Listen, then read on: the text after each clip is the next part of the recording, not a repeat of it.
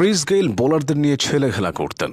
Samuel's একা হাতে জিতিয়ে দিতেন বিশ্বকাপ। পোলার্ড ও রাসেলের মতো ধ্বংসাত্মক ব্যাটাররা তো ছিলই। সব মিলিয়ে টি-20 ক্রিকেটে ওয়েস্ট ইন্ডিজ ছিল ধরা ছোঁয়ার বাইরে। বর্তমান ওয়েস্ট ইন্ডিজ দলেও পাওয়ার হিটারের অভাব নেই, তবে গেইল পোলার্ডদের সাথে তাদের তুলনা চলে না। ক্রিস গেইলকে বলা হতো ক্রিকেটের ফেরিওয়ালা। ফ্র্যাঞ্চাইজি ক্রিকেটের জন্য তিনি পৃথিবীর নানা প্রান্তে ঘুরে বেরিয়েছেন, তবে দেশের জার্সিতেই তার আসল রূপটা দেখা যেত। 2006 সালে টি-20 অভিষেক হওয়া গেইল প্রায় 15 বছর দলকে সার্ভিস দিয়েছেন, খেলেছেন 79টা ম্যাচ, রান করেছেন প্রায় 2000। পরিসংখ্যানটাই বড় কথা নয়, টি-20তে বিনোদনটা আসল। গেইল ছিলেন এমন একজন ব্যাটার যার প্রতিটা শট গ্যালারিকে আলাদাভাবে জাগ্রত করত। তিনি সিঙ্গেলস কম নিতেন, বাউন্ডারি হাঁকিয়ে সব পুষিয়ে দিতেন। ওয়েস্ট ইন্ডিজের হয়ে 2টা টি-20 বিশ্বকাপ জিতেছেন গেইল, 2টাতেই তার ব্যাট হেসেছিল। 2016 বিশ্বকাপে ইংল্যান্ডের বিপক্ষে একটা ম্যাচে তো সেঞ্চুরিও করেছিলেন। এছাড়া 2010 বিশ্বকাপে ভারতকে হারানো ম্যাচে 98 রানের হারনামানা ইনিংস, 2012 ও 2014 বিশ্বকাপে অস্ট্রেলিয়ার বিপক্ষে ধ্বংসাত্মক 2টা 50, এই পারফরমেন্সগুলো গেইলকে বারবার মনে করিয়ে দেয়। তবে গেইল একা নয়, ওয়েস্ট ইন্ডিজে তার থেকেও বড় পারফর্মার ছিল।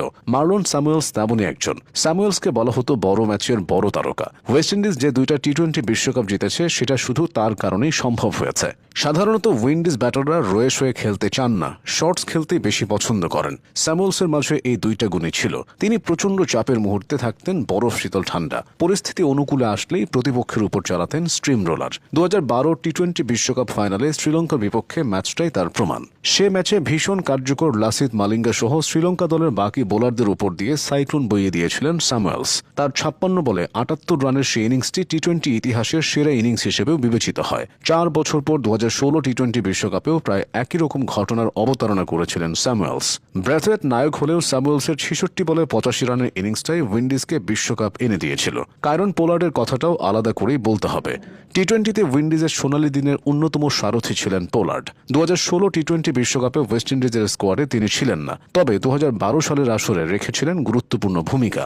সেমিফাইনালে টিকে থাকার লড়াইয়ে অস্ট্রেলিয়ার বিপক্ষে পোলার্ড খেলেছিলেন 15 বলে 38 রানের ঝোড়ো একটা ক্যামিও। সেই রানে ভর করেই উইন্ডিজ 200-র বেশি রান নিয়েছিল এবং অস্ট্রেলিয়াকে হারিয়ে ফাইনালে পৌঁছেছিল। টি-20 ক্রিকেটে পোলার্ডের স্মরণীয় আরও অনেক পারফরম্যান্স আছে।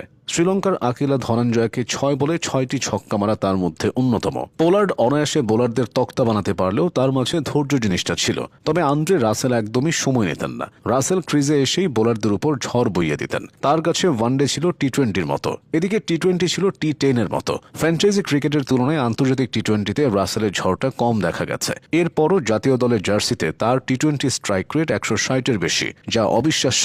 টি-20-তে তিনি ছক্কা মেরেছেন প্রায় 100টি। ক্যাপ্টেন ড্যারেন সামিও প্রয়োজনের সময় ব্যাট হাতে ভয়ঙ্কর রূপে হাজির হতেন। 2012 টি-20 বিশ্বকাপে ফাইনালে সামির খেলা 15 বলে 26 রানের ইনিংসটা উইন্ডিজকে লড়াকু